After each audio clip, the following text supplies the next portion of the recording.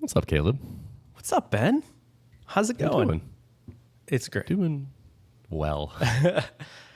Well, it's a pleasure to talk to you, Ben. I just want to, lead out and say that I've followed you for a long time.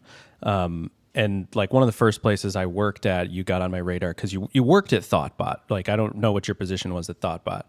And that was one of my first like pillars of programming people at the time, was like, oh, and I was scouring the blog posts on Thoughtbot, and just every blog post was like, this is the content I'm here for. I just wanted to lead Cool. with that, set it up. I appreciate that. That's awesome. Yeah, those were good days. I think I built a lot of my audience during that period. So there's a lot of people who basically know me because of or sort of through Thoughtbot. Yeah. I mean, now surely that's not the case, right? Like Tuple is I don't know. like on the map. Tuple is somewhat on the map, yeah, but I think it's hard to say. A lot of people do mention the Thoughtbot But days, yeah. so I think that was the seeds were definitely there. Cool. Yeah. So I'm stoked to talk to you about some code and kind of go deep in some of that stuff. Me And too. it seems like you have made yourself a life of mostly focusing on code. Yeah. Like you seem to support yourself through open source contributions plus like some paid educational products around those open source tools. Yep. But I'm guessing you spend 80% of your professional time writing code, maybe more. Yeah. I think it's pretty much all writing code. But it's not all open source code. So like the open source stuff, I don't know. Lately I've been spending like the first 3 hours of my day, like pull request maintenance and stuff. And then the rest is, I'm usually developing something in the background to release at Laracon. That's usually how it goes. So it's usually like a new version of the open source tool. So maybe it is open source. It's just like a private branch. Or in this case, it's more of like a product thing that I'm working on. So yeah, but it is all code. And sometimes I do a lot of screencasting to support the work. Like that's where a lot of the revenue comes from for me. And that is still so there is a lot of screencasting and content production, but the majority of the work there is actually me writing the code for the screencast and like honing it and really kind of figuring it out. The screencasts are very code oriented. You buy the video and the source code. So it's like, so yes, I code a lot, Ben, and it makes me happy. Yeah. Yeah. Well, it seems like you're maybe living a life that a lot of developers want, which is that it seems like pretty independent and you get to work on your open source things and get paid for that. And you seem pretty happy with this life. I am definitely happy with it. I'm like reaching. I'm trying to build bigger. I want more. I've decided that. Like, I'm not just happy to have the like lifestyle independent developer life. I want more. I don't know what that looks like, but I just know that I want more. So, yes, but I am absolutely happy with it in the sense that pretty much every day I do what I want to do, which a lot of times is what I should do, not necessarily things. How do I put this? As you know, it's like when you're independent, you're working on stuff you want to work on, but you're also doing stuff you don't want to do that is good for you that you should do. So there's a lot of that, but yeah, I think I've got like a decent life going on here, and I'm just really grateful that it works out that way. Yeah. Gotcha. Yeah. So do you want to maybe start with just like a quick description of, it seems like the two big things are Alpine and Livewire. Those like where I think most of your time is going. Yeah, pretty much all my time. Everything is Livewire and Alpine. Yep.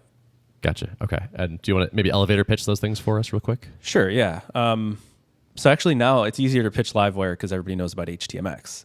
But HTMX inspired me early on when I was at Titan.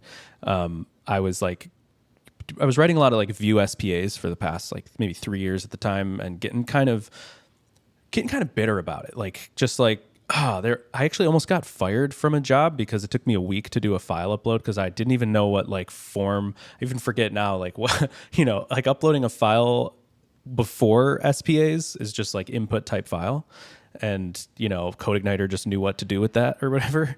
But anyway, so there were moments like that where I just had these awakening moments. And then I was reading like DHH's, all this stuff. I just read from the outside because I was never a Rails guy, but the like JS over, I forget what it used to call it, that pattern. But anyway, like unobtrusive JavaScript, maybe?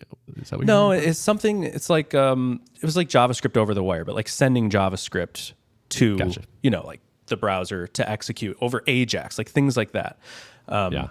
Server sent JavaScript or something, whatever. But also sending HTML partials was something that I had like discovered in the Rails community and PJAX and like turbo links and whatever, and just sort of realizing that like this pattern. And then I found intercooler, which is now HTMX. You just renamed it. And so I started using intercooler, and it's just like fetching HTML, and really fell in love with the pattern and then the Phoenix Live View came out, and I was like, this is that taken to the next level. And I want to do that for Laravel. And that's been Livewire ever since. So I guess for people who don't know any of the frameworks or patterns I just mentioned, Livewire is like, it's in the Laravel framework. And when you're using Laravel, it allows you to stay in the backend, but create dynamic interfaces. So like you can say wire click on a button, and the method that gets called when that wire click happens is a backend method instead of just like a front end click listener that calls a front end JavaScript method. It's literally like a PHP class that you can access state and methods in both the front end and the back end. So interesting. So I can say, when you click this button on the front end, make a request to the back end, run this particular method. Yep. Take the results of that and stick it in here, or maybe even execute it. Is it coming back as like data or JavaScript? Right. So this is the really integrated part. So let's say like if you wanted to build a counter in Livewire, you wouldn't, because why would you send network requests to build a counter? But okay, you want to build a counter in Livewire. You have a backend class called counter that has state, so like a public property called count, and then a method called increment on that class. And then you have a view that correlates with that class. So for us, it's in a render method in the class, but whatever. You have a backend template like ERB or Blade in Laravel. And that template is just a normal view, like from a controller that you pass properties into, and you can echo out things in the backend. So you could say like an H1 tag, echo out count, that count property as a normal backend variable. Does this make sense? So totally think about almost just like a controller in a view, just sending data and then echoing it into the view. And then you'd have a button that says wire click increment. And wire click increment is just an HTML attribute on the button. Okay. Do we have the setup? You got that locked in? I think so, yeah. Yep. Is there any hole or any, what's the little tiniest bit of not clarity for you? Let me try to say it back to you and see if I've got it so far. Great. We're wiring up a button. Yep. There exists a backend class that does the increment and stores the data in RAM somewhere in some sort of Don't even worry about where variable. the data is stored. Just the experience. But it's not on the front end. It's not. The data is on the server. Class. Is what I'm saying. Yeah, I guess what I'm getting at. Yeah. And so so we have something that's going to fire when I click this button that's going to increment on the back end, and then something is going to flow back to the front end somewhere and show me the new state. Yeah. Yep. Basically. So the experience of it again is just like almost like a controller, except you have state like properties and methods instead of just methods. And there's a view that correlates. You have a button, wire click increment. When somebody clicks that button on the front end, a network request gets sent to the back end with the last known state. So that's how the state gets transferred. It's like a snapshot. So this little snapshot of state gets sent to the back end. It hydrates that class, calls your method like increment, which bumps count to 2, re-renders that HTML view, and then sends back the new snapshot of data, the latest snapshot, along with the latest HTML. And then in the front end, that new snapshot gets held for the next time, and that new HTML gets morphed onto the page. So it's like kind of like virtual DOM, but not virtual. It's like DOM diffing, like walking and finding like, okay, this div's the same. Oh, this H1 has a different text content. Let's mutate the current H1 on the page to the last known H1. So the experience on the front end is that when you're writing code, you feel like you're writing back-end code. When you're using it, you feel like you're using front-end code. Yeah. But which is very similar to HTMX. It does a lot more of the glue for you. So you're not creating bespoke endpoints and such, or manually sending the HTML. It's really declarative in that sense. You're sort of declaring a state and a view and a template, and then so that's Livewire. Very similar to Phoenix Live View if anybody's familiar with that. But yeah. Cool. That's the pitch. And then Alpine is the JS sprinkles that I wrote for Livewire, but turns out it's like really useful outside of Livewire in vanilla Rails apps. It's useful even in Hotwire. It's useful in HTMX. So it sort of gained wider adoption because it's, for me, it's like the modern jQuery. It's like a JS sprinkles framework that just you can throw in a CDN and all of a sudden have a lot of power to make dropdowns and popovers and whatever, all sorts of stuff, modals. Yeah. Nice. That's the It's pitch. so interesting. I like more or less retired from web development right Okay. before all of this stuff like started happening. Okay. It's like I was like just as like JavaScript was like kind of taking off. Like do you remember Backbone by any chance? Yeah. Like when Backbone was kind of like ascending was like about when I like stepped out of the Gotcha. day-to-day That's early JavaScript days. land. That's like pre-React era. Yeah, absolutely. And so every time I'm talking, modern JavaScript, I'm like, I am out of my depth. I haven't touched this in so Funny, long. yeah. I'm just so used to like everybody knows everything about, the current landscape, but that's funny. Totally. Yeah. Yesterday, I was talking to somebody that works at Tuple as a younger guy. And when I told him like my level of JavaScript knowledge, he was like, "Oh, wow, you are old." It like wasn't until he understood where I stopped JavaScripting that he like appreciated just quite how ancient I was. That's great. If you're ever looking for like a fun time, just like peruse all the stuff that exists now that jQuery used to have to do for us. It's so nice. It's like JavaScript's like decent now. Nice. Yeah. Yeah. Last you knew, it wasn't that decent. It was not that decent. That's sort of still how it is cached in my brain. Yeah. It's just like this sort of like, I don't know if this is for me. Yeah. It's better. And like, Yeah. I don't know that I've been sold that it actually is for me. Like, it still seems like kind of crazy as I like peek at it from a distance. But I'm glad you're digging it. Yeah. You know. And you know more than I do. Maybe about JavaScript, Ben. Yeah. All right. So let's talk about coding a little bit. Yeah. Cool. If I saw some code and said, "Oh man, Caleb definitely wrote this," what would I be talking about? What would I have seen? I think what people would say, like maybe one tiny little ism, is like really short or absurdly long method names. Like, Oh, interesting. like a method name or a variable name that's like a complete sentence that has like 15 words. And that's like kind of a philosophy of mine, is like the name should either be incredibly short because it's so obvious in its context, or it should be incredibly long so that there's no like question about it at all, Yeah. I like that a lot. I think people are like overly afraid of long names in programming. There's like no harm at all. I guess the only harm is you lose some of that easy like aesthetic, but that's why you try to make things single word. And if they're double word, maybe you can extract, maybe it's, I don't know. I've always been fascinated how naming can kind of give you smells about your code. Like Totally. you have all these contextual names and you're like, oh, well, if I actually put this in a class or a separate file, I just remove the prefix on all those things, Yeah. So that's the ultimate goal. But if you can't, like, just make that big fat method name, Yeah. I love that. I think this is a good example of sort of like a philosophy of mine, which is as much as you can getting the implicit knowledge in the code to be explicit. Yeah. So there's a lot of times like people will explain a method to me and be like, "Oh, well, like this does this as long as this." And I'm like, "Great, let's tack on as long as this on the end of this method name." Yes, right. Yes, those are the kinds of prefixes that I don't want to say it's all over my code, because again, I'm trying for really sleek, like minimal stuff, but definitely as long as, or doing this until, or ensure this is, things like that, that kind of like describe more about, I guess like ensure is like a favorite of mine, like for, instead of having like a conditional guard clause at the top that forks the logic in something, just having like a method at the top that's like ensure the file exists or something, and then continue the flow as normal. I don't know, that's kind of besides the point, but ensure is like a name that I like that also like introduces a pattern that I like. I don't know, but yeah, whatever. Totally. It's like it kind of feels like the really short names are like your reward for having done a nice job on your design. Yeah. And like gotten good names into other places so that you can like, so that it is unambiguous when you see like like execute or something, like some sort of name like that. Right. Yeah, exactly. Yep. Here's an example of something that I did for fun.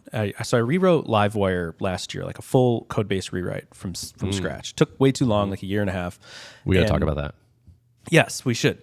But there was one file or one feature that I felt like I couldn't crack. Like I couldn't like do it well. I couldn't separate things properly enough and whatever. So it's basically a TurboLinks feature. I added that to Livewire. So you're familiar with TurboLinks and PJAX? I can't remember what it does anymore. But it's so funny, Ben. To me, you're like the Rails guy that I can, like most people, I can't just drop these Rails references. They don't know what I'm talking about. But Ben surely knows what I'm talking about.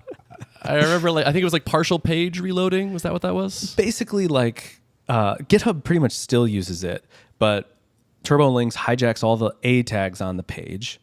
And then instead of doing full page navigations, they Ajax that whole page, and they just sub out the body and then splice in any, head like scripts and links and styles. And then it just basically is a full page change, and you don't have to do anything on the server to account for this. That's why it's so beautiful. But it speeds up page transitions by like light years because it doesn't have to tear down everything and reboot it all. Whatever. Let me teach you about modern Rails. Let me teach you about legacy Rails, Ben. Nobody uses TurboLinks. Let me teach you about old Rails. PJAX was like controversial inside Thoughtbot as I was wrapping up there. So I think we were kind of like, we don't know about this. This is a maybe for us. And PJAX is more like HTMX. Like PJAX can be like partials and things like you're talking about, where like TurboLinks and Hotwire, like Turbo Drive, are just kind of full page. You know, it's much less dangerous.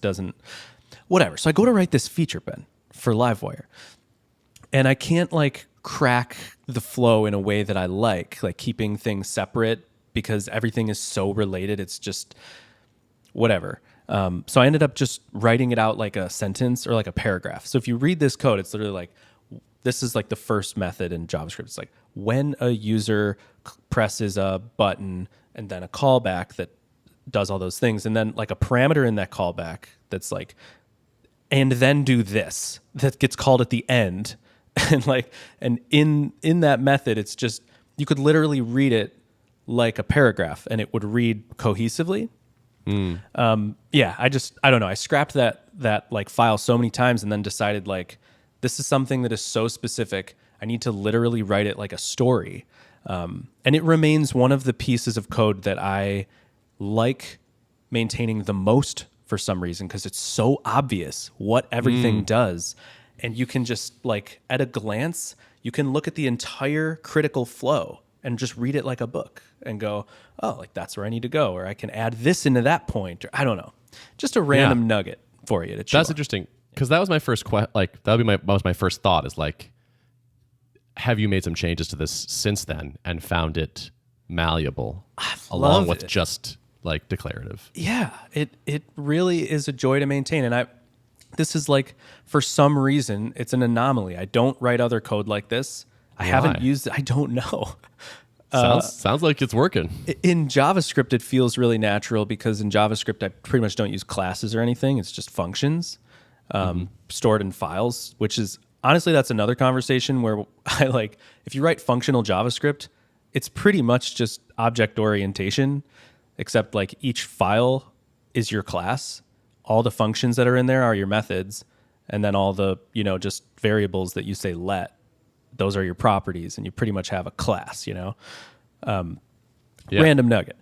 But so in PHP, I'm doing like object-oriented programming, and this kind of like callback craziness just doesn't feel as natural for some reason. I don't know. Maybe that's why I haven't written code like that in the backend. Interesting. So is it the kind of callbacky chaining thing what makes it feel like you can do this kind of... I think so. I think that's what makes it feel that way. Like that, like when I'm writing JavaScript, it's very free form and callbacky in that way. And in PHP, for whatever reason, I just don't write code that way. And I think it's because things are like object oriented and more rigid. That would sort of make sense to me, because like with OO, you're sort of, I feel like the flow is not necessarily obvious. Yeah. Like it's not clear that like A and then B and then C and then D happen. Right. A lot of the time, because like any of these methods could be called by some external caller at any time. The state could be kind of anything when those things are called at any time. Yeah. But if you have like a explicit, like these things are chained together in this way, and the data is going to flow between them this way, that sort of eloquent-y kind of interface to me makes sense. Yep. Yeah, I think that captures it perfectly. Yep.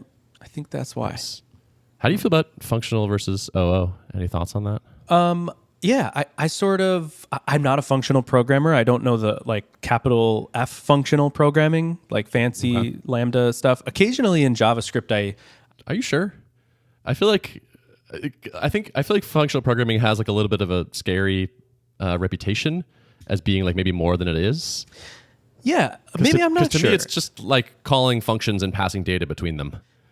In that sense, I'm a functional programmer. Yeah. Yeah, I guess I don't, there's like a functional programmer that is like never writes or doesn't write a loop. Like there's no loop, it's just recursion. Like that kind of functional programming is like programming I don't really do. That's like pattern matching all the way down. That's not my programming. But when I'm writing JavaScript, it's pretty functional and I really like it. And there are a lot of times where like I'll wrap a callback in another callback and pass that around, or decorate a callback with another one, or even occasionally, what do you call that? What's the term for basically taking a function and assigning parameters to it and then passing that as a new function? Kerning?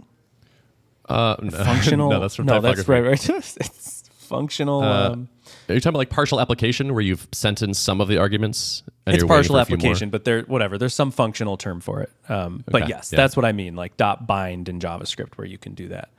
And there's times where I'll do things like that and I'm like, oh, that's pretty functional. But Interesting. Yeah, I guess, that feels functional. I think to me I could be wrong. Maybe like I think the functional programming zealots might tell me I'm wrong for this. Yeah. But I feel like the sort of the big difference to me of like OO and functional is like, do you wrap up your data and the things that operate on that data into this like bag that is a class? And does it have state that changes over time and like the sort of methods are operating on that state? Okay, you're doing OO. And like, are you creating a graph of these objects and having them call things to each other and pass data around? Cool, you probably are doing OO. Does your function get all of its data passed in as arguments and then return data that goes somewhere else? Yeah. You're probably doing functional programming. Yes. I feel like that's the main, to me, in my head, that is the main divide. I like that. I think that's a very reasonable definition. Like that's a good handshake definition. Like, can we just like be like reasonable here and say that this is a distinction? Because I think it is a totally legitimate distinction. And it is, I tweeted about this the other day that I really feel like two programmers pretty much every day. Because in PHP, I tend towards object orientation. And in JavaScript, I almost never write a class. Like I've refactored out pretty much every class in Alpine. And when I write JavaScript, it's just functions. It's very functional as you describe it. And in PHP, it's very object oriented. And I love both. It's like I have two different hats on for some reason. No, that's you have to pick a side and hate the other one. That's Do I? important. Right. Yeah. Right. I'm pretty sure that's required. Right. That is the way to do this, huh? Yeah. We're programmers. We're supposed to have strong opinions about this. I imagine like you'd feel the same. I don't know. I love the rigidity of object orientation at times. And I also love the freeform nature of, JavaScript functional programming. Gotcha. Yeah. What do you I think? feel like I think I've been kind of radicalized by Rich Hickey and Clojure, and I think I'm on the functional programming tends to be simpler to understand train, and that it's a good idea to have data that's immutable and to pass it between functions and to not build a big graph of constantly mutating objects with internal state. Yeah, I guess like mutability is one thing, and the definition that we laid out of JavaScript doesn't always imply immutability. Like there are, but I mean immutability. I definitely agree is a value. Adam has been like working on this like Tailwind rewrite or whatever, and I'm just watching his tweets and he's like, I don't know if you saw this tweet of his that was like the noob, the brain, and then the Jedi, and it was like mutable temporary variables, for loops, whatever. And then like the big brain is like immutability and, pure functional, whatever. And then the Jedi is like mutability, for loops. Because you're talking about performance and how like immutability has like memory costs, and all of these function calls are costly. Like with like deep performance, mutability is more performant, and doing like simple long functions that have like for loops instead of functional transformations and whatever is, I don't know. I thought it was interesting, and it is like randomly something that I have encountered with Alpine, where like I try to use for loops in critical paths instead of functional transformations because they're just like cheaper. They're faster and cheaper than like everything else, Mm-hmm. Yeah. I don't know. Fair But enough. I'm with you. Yeah. I can't remember if I told the story on the last pod, but I taught briefly at a friend's programming boot camp. And so I was exposed to like new developers for the first time in like a while. Okay. And we gave them a programming exercise. And the goal is for them to like learn like proper object-oriented programming because they're trying to learn Ruby and Rails. Yeah. And I was surprised to learn that like a huge percentage of people we're basically just using class methods and passing data around between them, and not instantiating anything and having They could be like static methods in it. Yeah. Exactly. They were doing functional programming. Yeah. Like they just had like there's no local instance data. They were just like taking data and throwing it into a function, and then taking that and then throwing it into the next function. And it was funny because I was like, I get why you're doing this. Like it is easier to understand. Yeah. And I have to kind of teach you that like this is a bad habit actually in this paradigm that you've chosen. And like, I'm going to show you how to do it in the OO way. But like, it was interesting that the kind of beginner mind to programming reached for that approach. And I was like, yeah, I get it. That's fair. Like that's kind of interesting. Like there's some sort of, you're saying like, this is like evidence that not only is like, it's just more intuitive. Not only is it better in ways for like reliability, it actually is more intuitive to understand. And our evidence is these newcomers who just intuit. But you're right that I think that is a common thing, is like, I remember early on hearing the advice, like, don't use static methods, because there's just the temptation so many times to just have to name a function that does something and you pass stuff into and you get something out. Like that's like basic.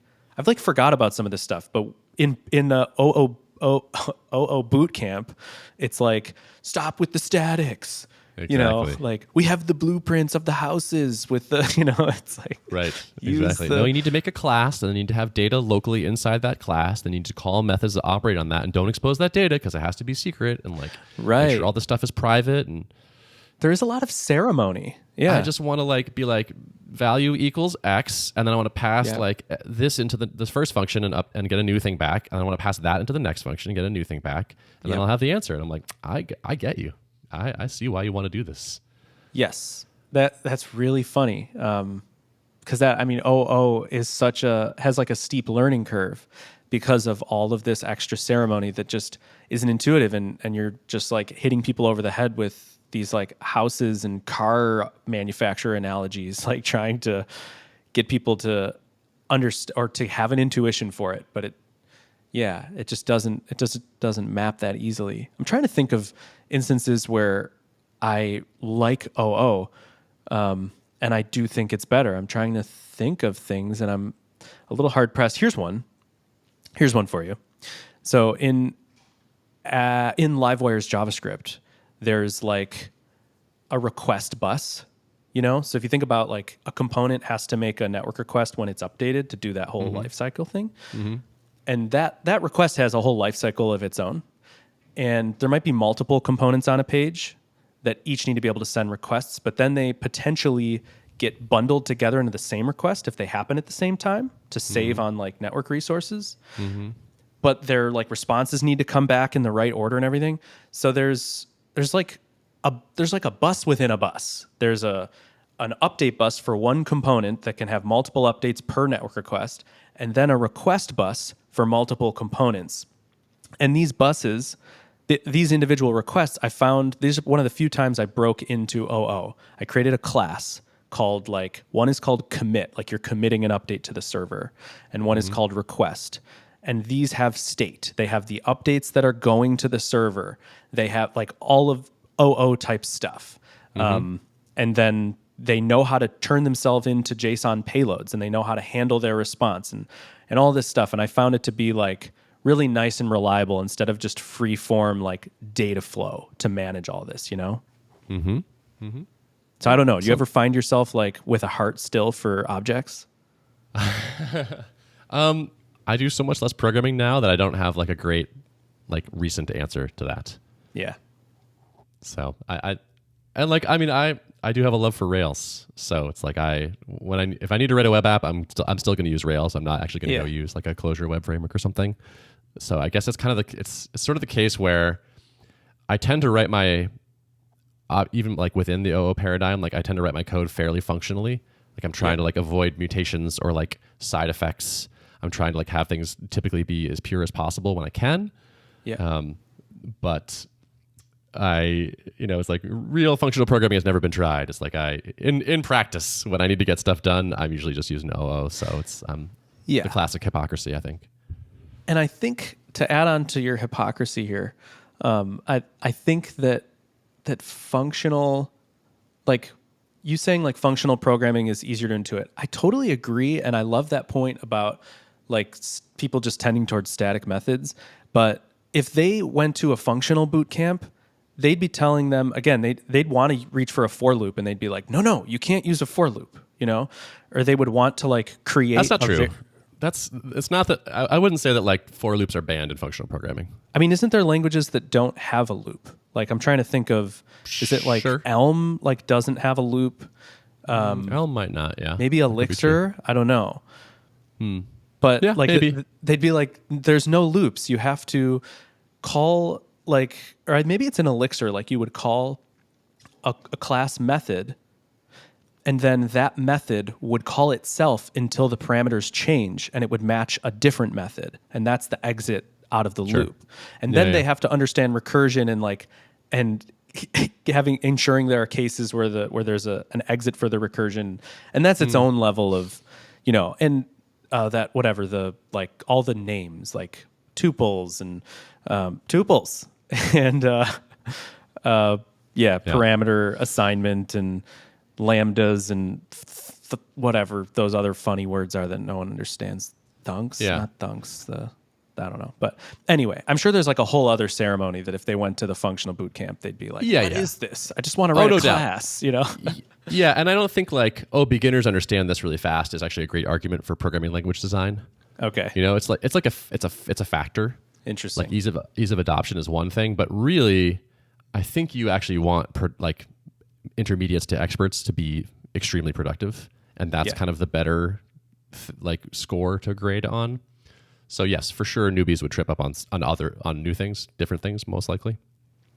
So how do you feel about like C family languages, like all of these, PHP and JavaScript and things that are like C family that have all the stuff we know, like functions and variables and things like that, where these functional languages are, I would consider them not C family languages.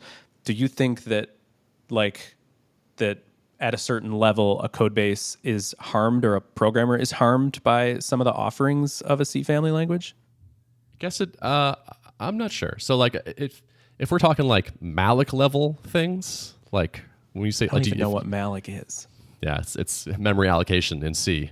Okay. That's one of those words that I've only read the spelling, Yeah. Like I used to say tutorial, like random stuff like that.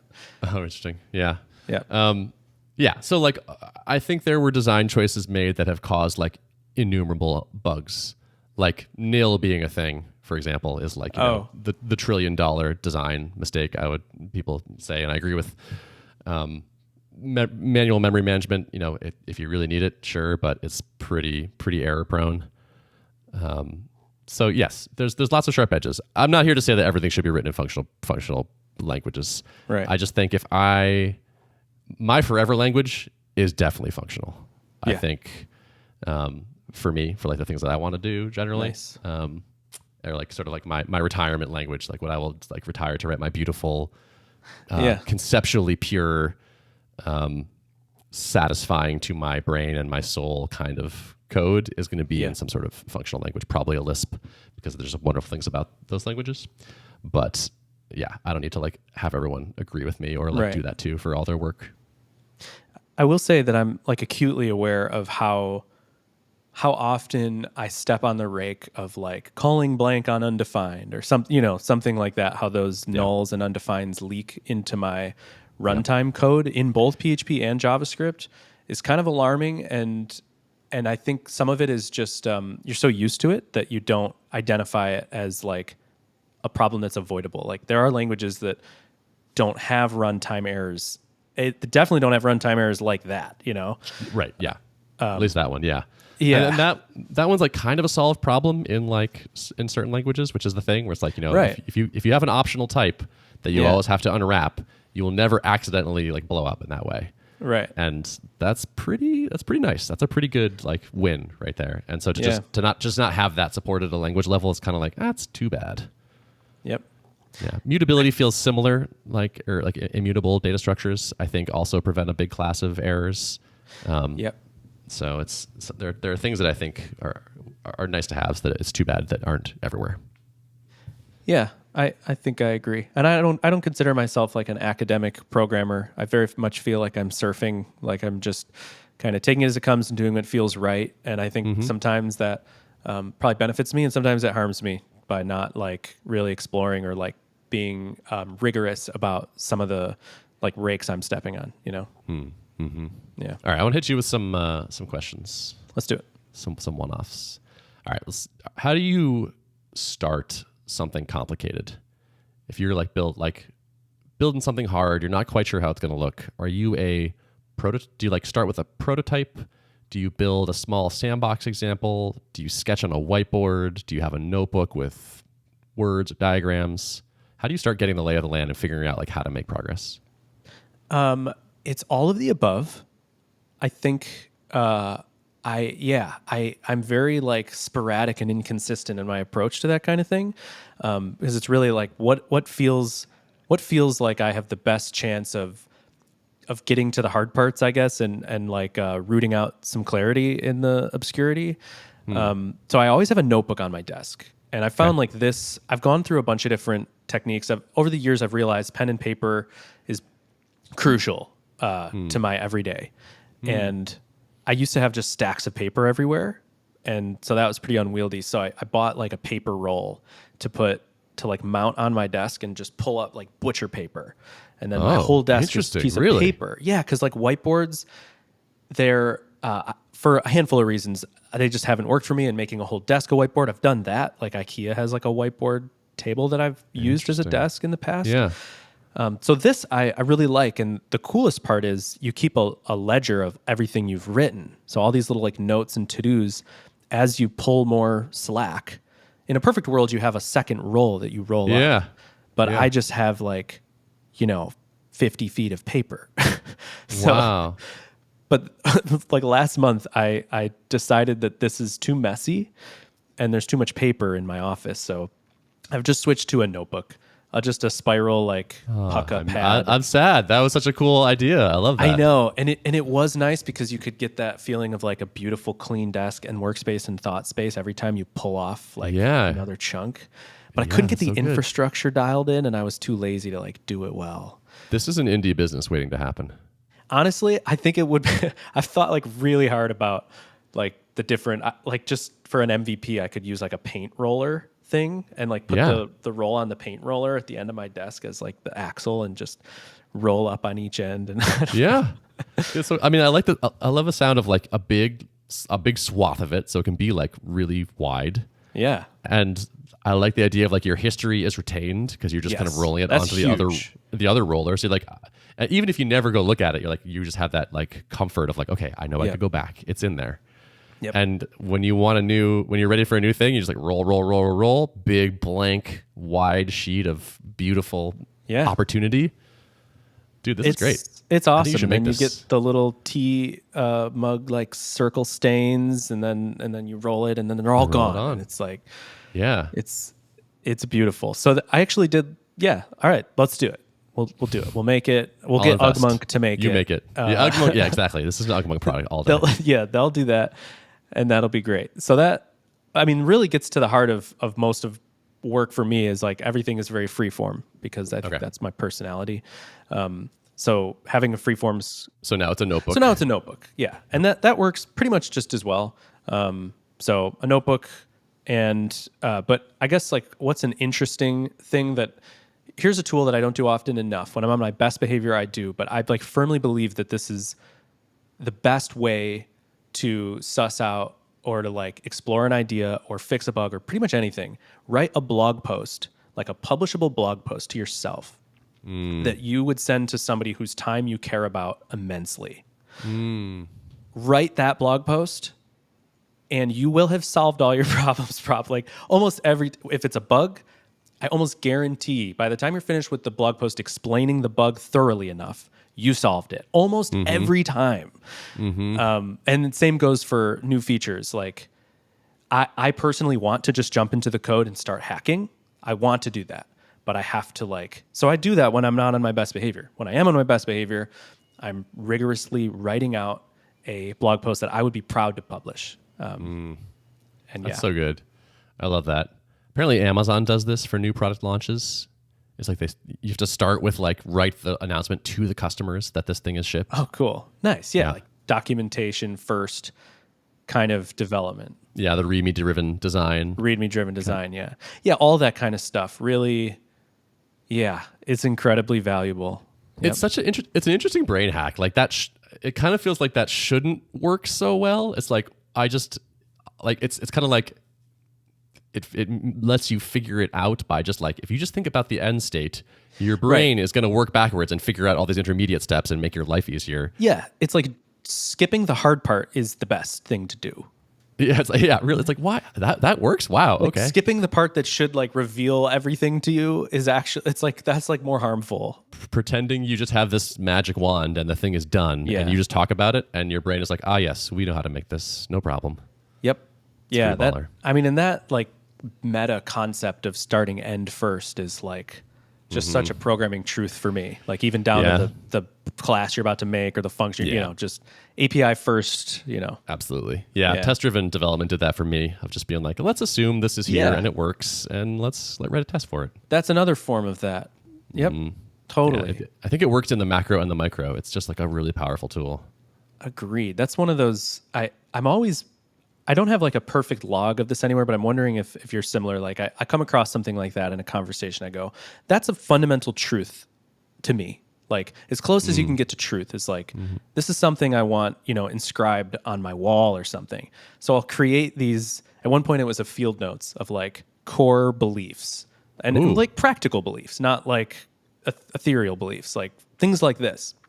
But it never stuck. And just today, I made a new Trello column called Core Values and put in it every day is day one, sort of the Jeff Bezos, Amazon, whatever. I have a whole other reason for believing in that as a core truth, but I don't know. I just feel like we struck one of those chords and you go oh, that's a big one. Don't forget that, Totally.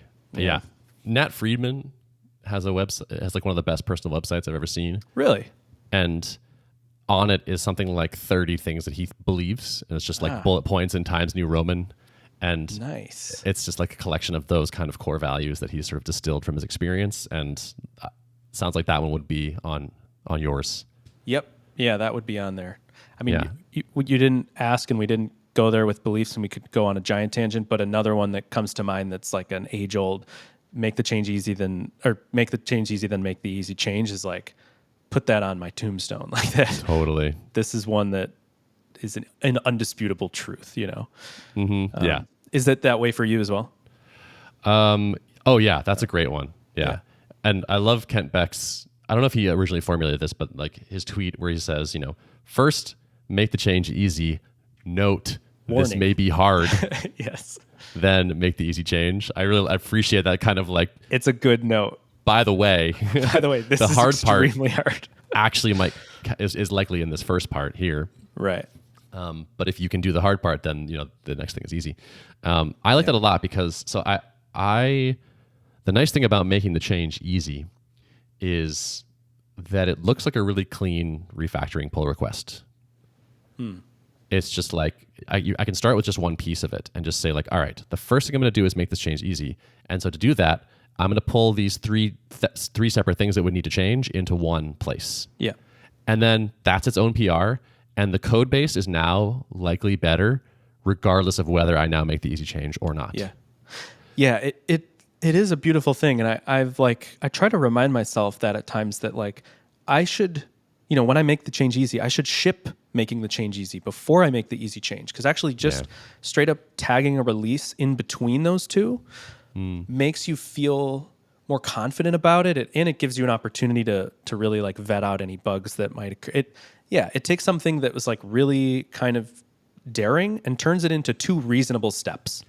Totally. A refactor that maintains, like parity, and then a new addition that isn't dangerous because the infrastructure is already in place, And it's easier for like a reviewer to look at and be like, okay, there should be 0 behavior changes here. No test should fail. Right. Yes. Nothing should be new. Nothing should be different. Yep. I'm just looking at this code and making sure like it used to work like this. It still works just like this.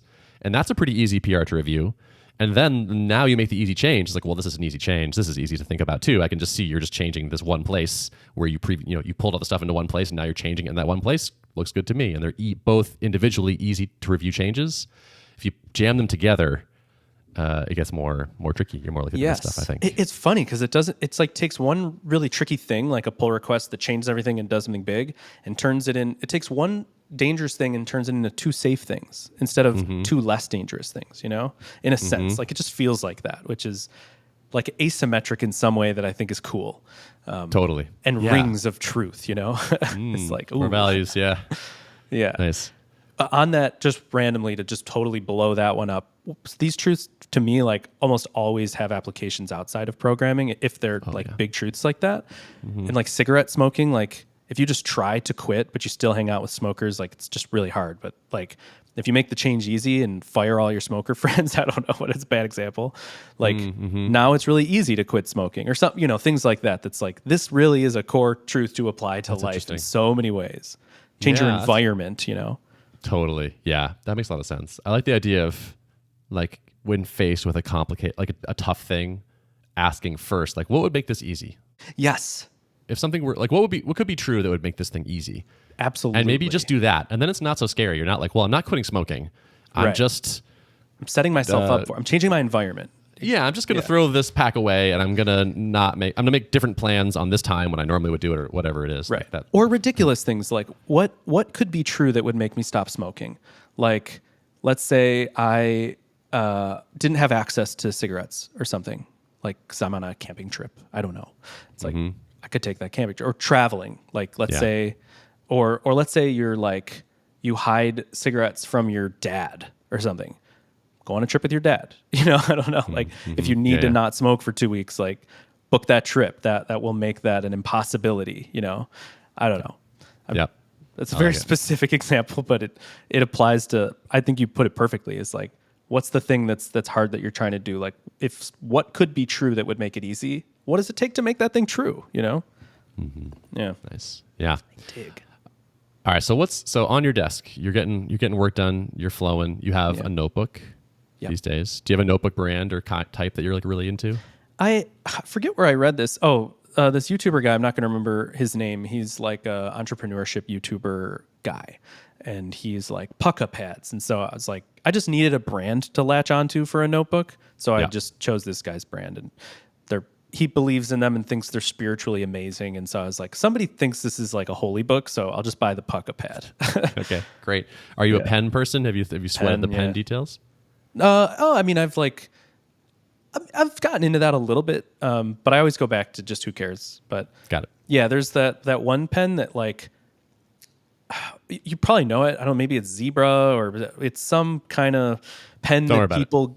Who cares about pens? If you're not passionate about it, stop. I'm not passionate about it. No. Great, don't care then. In general, how are you getting yourself into the zone when you want to when you've got a block of time, you got a big meaty thing to work on?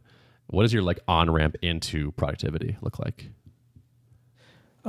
Tea, some sort of caffeine, but tea for me. Morning or night. And Really? yeah, You're fine? yeah, morning, night, or weekend, just Anytime. when everybody else is not working, for some reason, I'm like more Oh, productive. like early morning, late night, Yeah. weekend. Gotcha. Not like Yeah, midday. No, busy no, time. no, no, no, no. Gotcha. Yeah, I mean that's that. But I guess if I'm excited about it, then it's really easy to focus. If I'm not, I need accountability. So I'll like live stream, and that like I'll have like 3 hours of focused deep work against my will. That's really good for the thing, like pair programming it does that. Totally. That was my thought. Yeah, it's like live streaming is kind of like pairing with a bunch of people at once. It captures the value of pairing for me. Like the value is less in the ideas I cook up with the other person, which is valuable. It's the accountability, and I'm a one-man band, so I can't like just hang out with coworkers. So streaming kind of accomplishes that. Nice. That makes a lot of sense. Yeah. I've streamed programming a couple times. Okay. And I was pleasantly surprised at how it made it feel less lonely. Oh yeah. It's great. My only complaint with it is it takes such intense focus that it's like sometimes similar to pairing. I'm like, I'd rather just like sit back in my chair and lazily work on something, Yeah, totally. But yeah, it is a communal experience. Yeah, it's a good one. How do you feel about testing? What's your stance on tests? Yeah, I'm not sure. Sometimes I write code bases with no tests, and I just have a bug tracker, and it's like the Livewire docs are sort of an app. They have like payments and logins and stuff, and I don't have any tests, and I'm fine with that because if it's simple enough and I ship a bug, it shows up in the bug tracker, I fix it in a minute. But for like Livewire itself, I honestly think I know that the test suite is more valuable to me than the code itself. And I believe that wholeheartedly. So sometimes I'm like a testing, TDDing. Yeah, I'm not sure, but man, like a solid test suite. For me, that's acceptance tests because they're full stack frameworks. So Yep. I have like Selenium type tests and one Cypress and the other. But yeah, like literally browser tests for a lot of it that are slow and suck. But every bug that gets submitted, like it always starts with a failing test. Like that's probably the most valuable like workflow improvement I've made along the line. Yeah. Why do you value the tests more than the code itself? Yeah, because like the code, maybe this is why. Like I rewrote Livewire, and the only way I was able to do that is because I had the test suite. And it gives me the freedom to do what I want with the code because I resent the code a lot of times, And it's like the only thing that gives me salvation from this resentment is these tests that allow me to change the code, And I don't care if the tests suck. Like, it doesn't really matter. What matters is, do they give me assurance that if I ship this thing, it's not going to break everybody's apps, Yeah. So, and they do that. Yeah. Yeah. So if you deleted all the code, you could reconstitute it. I could reconstitute the code. You can make the tests pass again. If you delete all the tests, tougher to get those back. Way harder. There's those get built up over years of people finding edge cases that aren't me, that aren't in the happy path, that that's what it is. Yeah. That's the real value. Yeah. Yep. That makes sense. Yeah. If you had to lose one, I'd go the same way. Yeah. Yeah. That's so funny. I haven't thought about that, but like if you have to pick one, I would pick the tests. Yeah. Yeah. And like, I feel like I think a lot of programmers would be fairly delighted to learn that all the code has been deleted and now all they need to do is make all these tests pass. Right.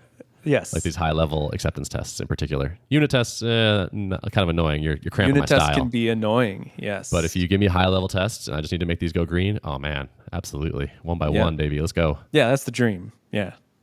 Yeah. I like that a lot. Yeah. It's interesting. I've talked about that phenomenon before about how it's like, oh yeah, given the test you can make the code, but given the code you can't make the tests. Yeah. And then I caught myself now in 2024 like wondering like how true is that still? Because I think I could feed some code to various AI tools and be like, give me some tests. And are they going to catch the edge cases? Maybe.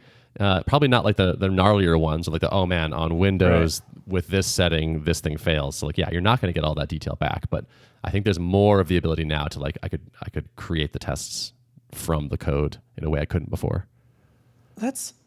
You're probably right to a degree, but I would imagine like Livewire, like Tuple is something that is so like integrated in the experience of use. It's not just like a package that you're calling methods on that has like very clear ins and outs. It's like, oh yeah, there's a 10 zillion scenarios that no LLM is going to suss out, at least right now, you know?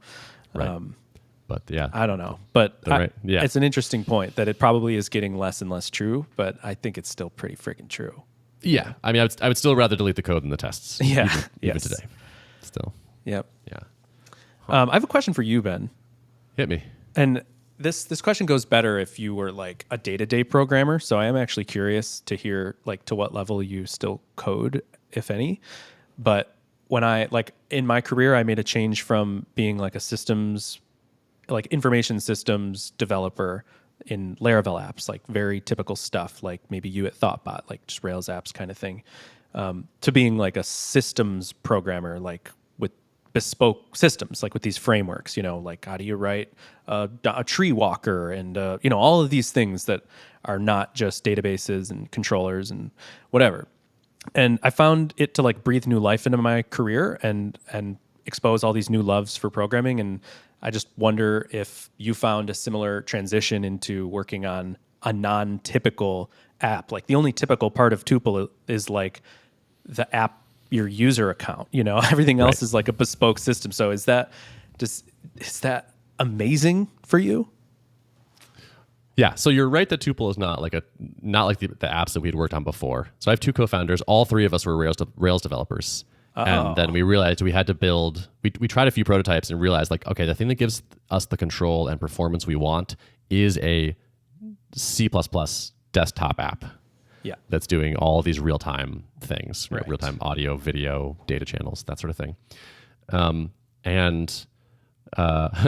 Fortunately or not for me, it was kind of clear that like we shouldn't have three people coding on this thing up, like, and no one doing sales and marketing. So because I had the audience, it's like, all right, I'm going to do sales and marketing. And so I like wrote the first version of the Rails backend that the app talks to. But then like I didn't sling any of the C++. Okay. So I didn't get to make that transition. Do you regret that? Like, is there a part of you that, or is it just like, no, that's what had to be done and I'm glad? Or is there a part of you that's like, man, I was an equal programmer, but now I'm like I'm the business guy that I used to work with that doesn't understand and has to like trust these devs and such, you know? I wouldn't say I regret it. No. I think it was very much the right call for the business. Yeah. Personally, I miss programming a bit. Like I feel rusty with some of these concepts we're talking about, or like I haven't touched the new things, and like you know, JavaScript is a big mystery to me, and like sort of newer paradigms I haven't played around with. So there's part of me that feels a little bit of like personal sadness around that fact. Yeah. But I think if you have three co-founders, having all three do programming is probably not the right answer. Yeah. And like I like the other stuff too. Like I really enjoyed like figuring out how to do sales, figuring out how to do marketing, doing product, talking to customers, making choices about how it should work. And it felt like I was in like my kind of zone of genius there. Cool. And before Tuple, I had kind of gotten to the point where I was like, I've been programming for like 12 years or something at that point. Okay. And I had gotten pretty good. And it felt like I was at like, you know, diminishing returns in terms of like continuing to get better. It was like I could get better, but it was like I was already a 8 out of 10 programmer or something. Sure. And I was like a 3 out of 10 at like other aspects of running a software company. Yeah. And I was like, I'd rather lift those skills up and like figure out how to get good at that rather than get like a bit better at programming, which is going to take actually quite a bit of effort now given where I'm at. Right. Yeah, that's a great answer. And I can identify with that somewhat myself. And I think that's, that's really cool and makes a lot of sense. Do you find that the business problems and sales problems and such are like just as intellectually satisfying, like solving these puzzles and cracking them open and whatnot? Generally, no. Generally, no? Okay. You can't beat programming for brain stimulation and like flow state. Uh-huh. like when you know you got a big chunk of time and like an interesting programming problem and you've kind of like figured out some of it in your head and like you're like ready to go after it, nothing for me like makes the hours fly by, like getting like really into the code. And I get some of that from writing. If I'm doing like longer form writing, that will get me in flow state eventually. But most of the other stuff, not quite. Yeah. So I think so programmers got it good in that way, I would say. True. Yep.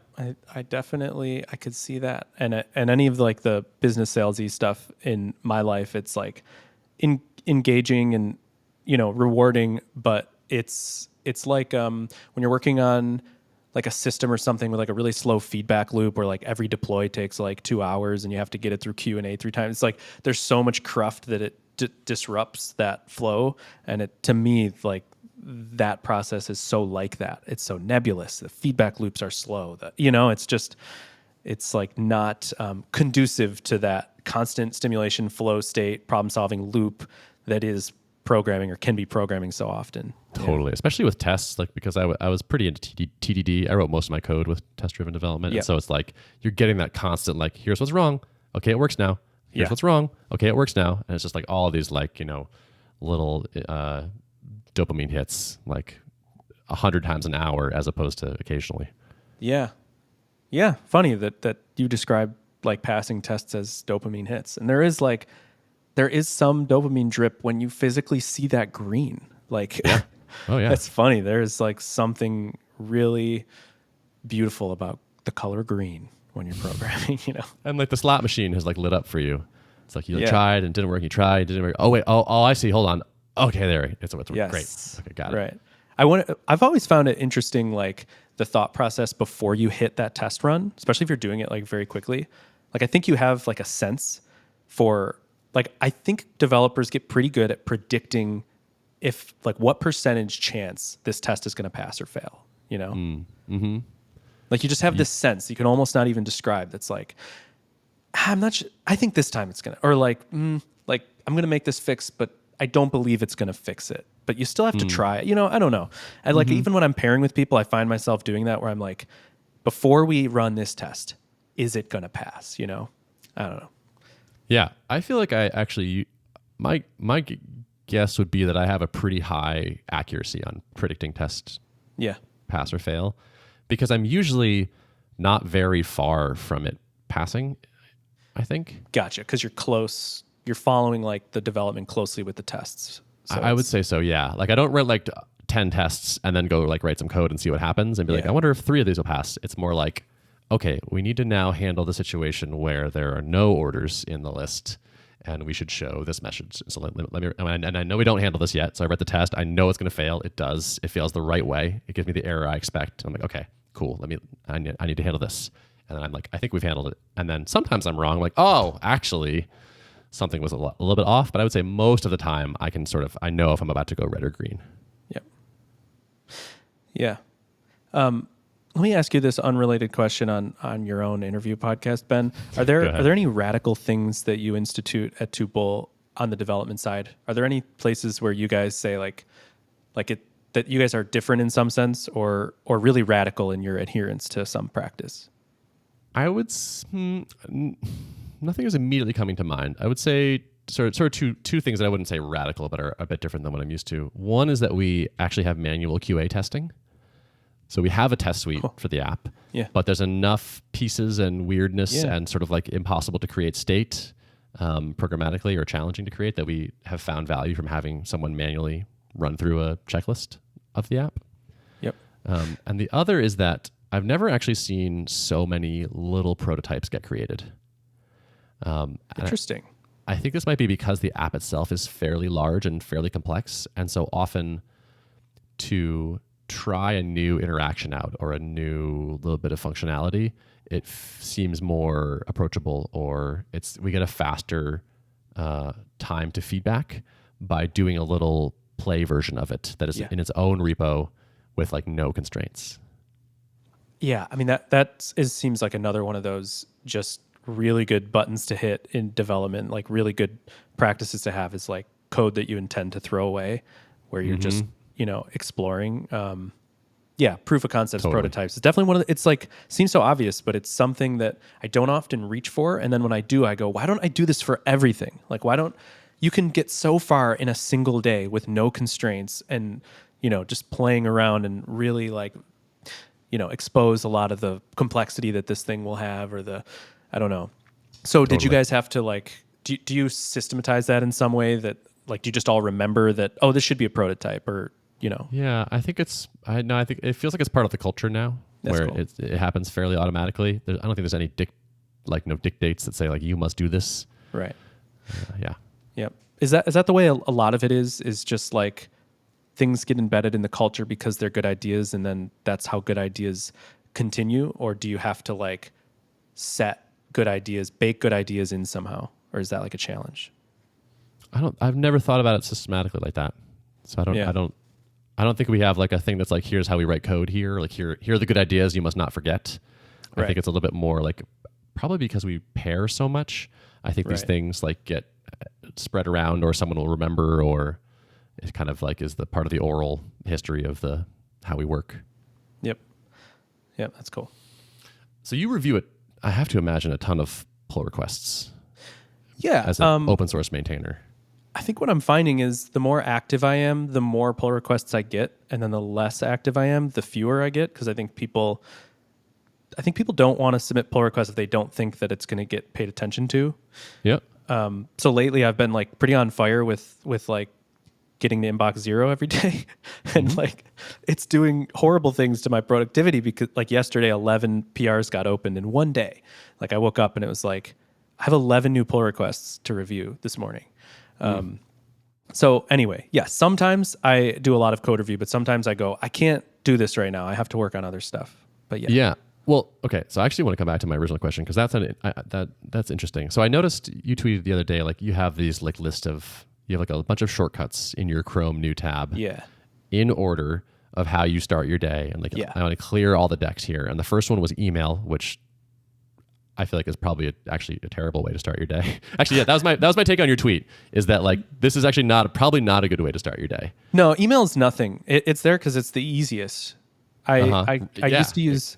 It's easy and it almost takes me no time ever, but I need to Okay. look at it in case Aunt Millie like wants to like have a family party or something. Gotcha. Yeah. Well, so I saw some of myself in this tweet because I often think, all right, I need to get going, but first I'm going to clear all my inboxes, and then I'm going to clear my to-do inbox, and then I'm going to like hit all the things that are due today, and then I'm going to get to like the meaty project that is important for me for this month. Yep. And I often stop the day after step 3. It's like, all right, I spent all my energy on the tending of the inboxes, and I almost got to the big thing that I want to work on, but I didn't. Yep. And do you experience that? Like, Yeah. how do you stay productive when you've got all this like incoming issues and PRs and all that, and you feel like to be a good maintainer, you've got to do those, but they're not really what you want to do long term? I just want to clarify that like this is somebody preaching about something he doesn't have a lot of experience with, because the majority of my career is just working on the meaty stuff and letting all the stuff decay like a messy room until it's so messy that you just crush all the PRs and then do it all over again. But I'm trying to do better and differently. So Gotcha. one thing that I've been trying to stick to is 11 a.m. being so. I was listening to Matt and Taylor on the Laravel podcast, and Matt was like, "How are you so productive?" And Taylor's like, "I don't even feel like I'm productive." And we're all like, "Dude, shut up, man! Like, you're such a liar." But whatever. And he's like, he's still, he said this on your podcast that he goes through he still merges every pull request in the organization. And I've been trying to get out of that for so long, but it was like you know what? If Taylor can do it with 10 times as much code, way more than 10 times as much code as me, like I can do it with my small repo. And so he said that he does it, basically he works on all that stuff until 11 a.m. and then he starts his day for other stuff. So I thought if Taylor can dedicate up to 11 a.m., I can dedicate up to 11 a.m. And so that is one prevention from this bleeding out into the rest. The two things I think, the first prevention is having that hard stop where it's like, nope, it's 11. I'm done. You can't sidetrack me. I'm going on to this other thing. And because all those things aren't in like pinned tabs and whatever, I closed the browser window. So it's like there's not the pull request things hanging out there. So I'm only giving you till 11 a.m. I think that's one important thing, like breaking up the sessions of your day. And then the other thing is being excited about the meaty stuff. So I'm like really amped about the meaty stuff to the point that I'm like rushing to try to get through the other stuff so I can get to the meaty stuff. And as you know, when you're like amped about something, you're going to do it, but you're never going to be amped about the maintenance. So that's why I think it just is only going to work for me to do that stuff first, because I'm never going to be amped about it. So I have to make sure that the reward is after that, you know? Yep, that makes sense. Yeah. So you're eating the vegetables first. I'm trying to eat the vegetables first. Yeah, you're going to have the steak later automatically because you want it. Yes. I'm not a vegetable eater, but I was in Disney recently, and this is another thing contributing to this. Like, Disney keeps up on all their old stuff so well. And I'm just like so inspired by that. And I'm so not good at that. I suck at that. So I'm like, this is my Hail Mary, or this is my starting fresh, or my every day is day one. Is like, I'm going to reinvent myself. I'm determined to reinvent myself as somebody who cares for small details that aren't exciting to me at all, you know? Interesting. Huh. I've gone the other way with that. Really? Yeah. Don't tell me about it. You're going to derail me. Tell me. Well, I think I've decided that I can't make myself want something. Okay. And also that I'm at my best when I'm embracing the things that I'm good at and have passion for. Yeah, yeah. And should just kind of accept this other stuff. And maybe this is kind of a luxury, because you can build a business to augment your weaknesses. True. So I can hire people to do those things that don't give me joy and I'm not good at. Yeah. And often they're really good at it and enjoy it. So there's like, as a one-man band, you may just have to like suck it up and do that for a while. But like, I feel more motivated when I'm just like, look, I love this and this and this, and I want to like spend as much time doing those things. Yeah. I generally agree with you. And most of my life is spent with this belief that like, man, like swimming upstream, like just to, find your unfair advantage and double down on it. Like and for me, it's programming and innovating and new ideas and talking and communicating and easy communication like this. Like, these are all my strong suits, but long form written stuff and keeping up maintenance, support tickets, like pull requests, all that crappy context switchy stuff that I hate, I suck at. And I guess right now I'm okay. My counterpoint to what you're saying, because I have to double down on what I'm saying so that it sticks. Cause I'm trying, I guess building a company and being able to delegate some of these things is a big solution to it. But I'm wondering, this is what I'm wondering, is if working on my weak suits enhances the strong ones and fills in these gaps.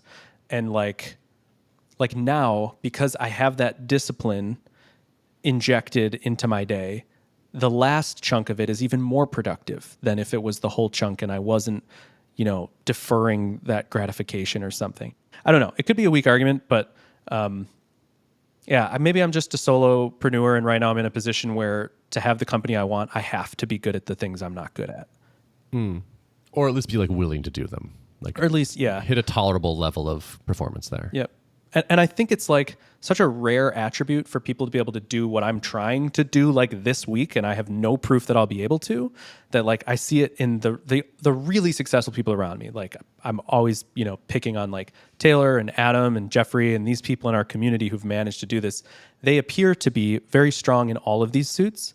And it's like, I'm either, maybe they naturally are or aren't, but I can at least try really hard for this set of things, and maybe that's a key here, I don't know. Mm-hmm. Maybe that's why they make it to that extra level, is because they're not only doing all that innovating, they're also answering support tickets and making sure they're at inbox 0 for pull requests and caring for those small details, I don't know. Mm-hmm. Who knows? Yeah. But normally I'm with you. Don't fight your nature. Just like double down on it, use it to your advantage, pull those big levers, It's pretty nice. But I don't know. We'll see.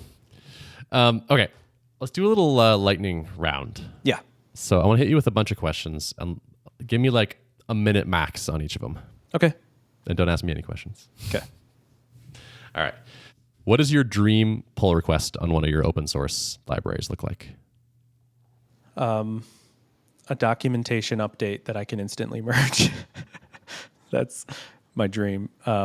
But definitely failing tests, small, I don't even care so much about the description. The code should say a lot of it, but I'll just pull it down, and if the test makes sense, and I don't know, the smaller the better. That's the best thing I can say. Yeah. Yep. Tiny PRs. Tiny PRs. Yep. Focused, Awesome. tiny, small, high value. That's my dream. Yep. Do you care about good commit messages? Not at all. Ooh, why not? From other people, I don't care. Okay. For me, I used to do whip. I don't do whip commit messages. I write like a few words, like I'll say, tweak this or fix test, or try to just like keep it as simple as possible, but provide some sort of flag. But they all get squashed in the PR, and the PR description is usually, or at least the title is like well written, and the release notes. So I'm pretty rarely like actually looking at individual commit messages to for any information, Gotcha. Do you have any favorite coding books? Yeah, I mean, refactoring Martin Fowler's book is like kind of was a Bible for me at one point. And I guess there's like making your users badass or whatever, called bad. That book was pretty impactful for me. Kathy Sierra. Yeah, from a maintenance perspective, I read that book, and that I still think about that a lot, of like making my users awesome by making them really good at the tool that I'm giving to them, not just giving them the tool. Making them feel like they're wizards, so that they go and they go like, this thing is the best. I'm awesome at it. Like, you should learn it. So yeah, it's really good. And Sandy Metz 99 Bottles was really impactful for me at one point. A clean code was impactful. There were things all along the journey that were really impactful, but I don't know. I don't reference a lot of books anymore. I've given away most of them except for refactoring, and like, that's it. Yeah. What are you doing now to keep improving? A lot of it is like what's that?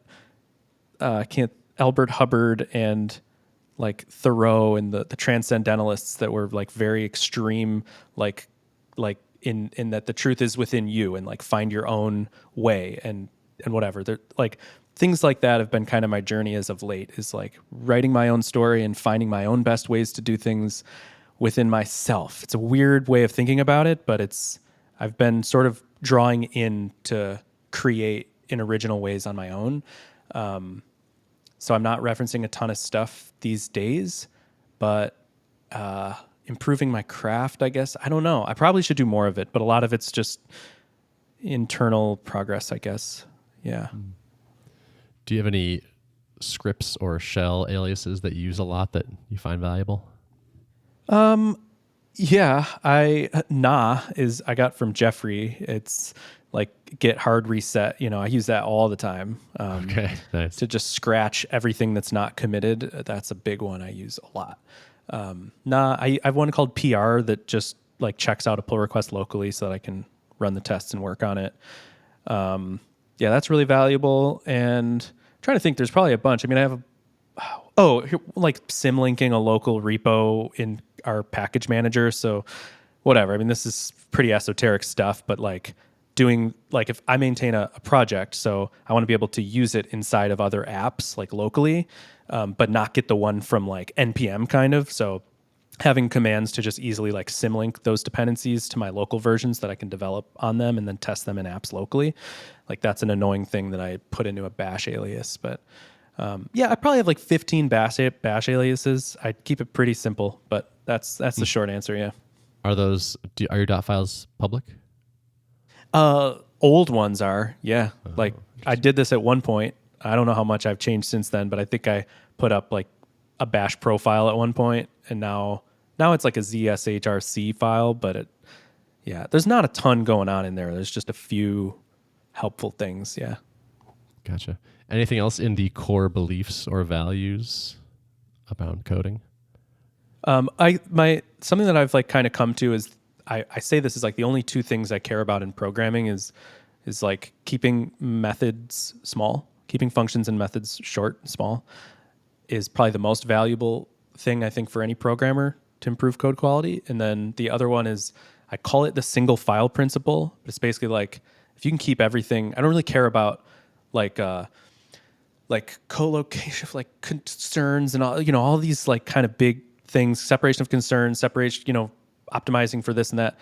For me, it's pretty much all about like, can I put everything related to this one thing in one file? And if I can't, can I put it in one folder? And so like Livewire's code base, every feature has a folder and there's patterns in those folders. So it's like the tests are right in those folders too. So it's as co-located as you can make your code make it, which is often hard because things that are co-located are separate and sometimes they need to interact with each other. So I use like an event system in Livewire, and that introduced a little bit of indirection. But anyway, two big programming philosophies are the single file principle, or just like single folder, whatever. Keep it in one file. So when you need to go change that thing, you just go, I go to that file and the change lives in here somewhere, or if I want to rewrite it, just rewrite that one file. And then keeping methods short. It's like the two big things, yeah. Yeah. So if you're using the single file or single folder thing, let's say you decide you want to delete a feature. You're like, actually, this was a bad idea. Yeah. You delete that folder. Almost nothing else changes. Gone. That's everything. So Livewire and Alpine, every single directive and pretty much every feature, you can comment out the one line that includes it, like that references that. Like in JavaScript, it's like import this file. You can pretty much just comment out any of the APIs and everything else still works. So I separate the code bases into the core machinery that can't be changed and then all the features. And I try to really make it as removable as possible. But that is a goal, and I can do that. I've achieved that with both of the rewrites. Those were the big motivations, yeah. Why are short methods good? Short methods are good. I mean, they're good for readability, but I think ultimately they're really great for readability. But I think they just result in better architectures because you identify points of reusability and like extraction so much better than when everything is like in a pile. I don't know. It's just one of those things that to me feels like you can turn your bad code into good code simply by making a bunch of small methods. Like it almost is universally true for me. I don't know. How do you start trying to understand a piece of code you haven't seen before? First, I pull it down and like I have to touch it. I can't just like read it on GitHub. I could do that a little bit, but it's annoying for me to pull stuff down, but I know it's the secret to success. Like I have to pull the thing down because then I'm in the context and then I can touch it. So if I can open the file and look at it and especially interact with it, that's really good. Running the tests is good. I use step debugger in the front end. I use like Chrome step debugger a lot, but yeah, I guess it's just like it's really bouncing around to different modes of interaction until one of them gives me the understanding I'm looking for. It's like I start with just scanning, that didn't do it. Pull it down, run the test. Start with that, that didn't do it. It's like sort of dig into the different depths until one of them sticks. Yeah. Got it. You recently rewrote a large project, and it seems like it went well. It seems like you've achieved your goals, and you're happy with that. What is your take on rewrites now, and your advice for other people considering them? If you're your own boss and you can afford it, and it'll make you happy, and happiness is important to your business. That's all the things that were true for me. I need to love the code base I'm working in, so I just decided, well, screw it. I'm just going to do it. But for most applications and businesses and whatnot, it doesn't make a ton of sense pretty often. And so I would probably caution people, tell people to like do everything but a rewrite, and then like that's like the very last thing you should do. And if you do it, like do a Basecamp style new version of your product that you can market so that business is amped about the rewrite too, and it's not just like a giant waste of resources to them. That's good. Awesome. Anything we didn't talk about that you want to cover? You feel passionate about? I don't think so, Penn. I mean, I'm pretty passionate about everything, so we could be here all day. I think we covered some ground and had some good chats. Yeah, we did. I'm really glad you came on. This is great. Nice. Yeah, thanks for having me, Ben. I agree. It was a pleasure. Is there anywhere you want to send people? How do we support you as a developer and human? Twitter is where I hang out, so follow me on Twitter. Most important thing. I sell screencasts for stuff I make, and if you use the stuff I make, buying the screencasts is the best thing you could do for me, and I appreciate that. Yep. Cool. Awesome. Well, thanks for coming on. Yep. Thanks for having me, Ben. See ya. See ya.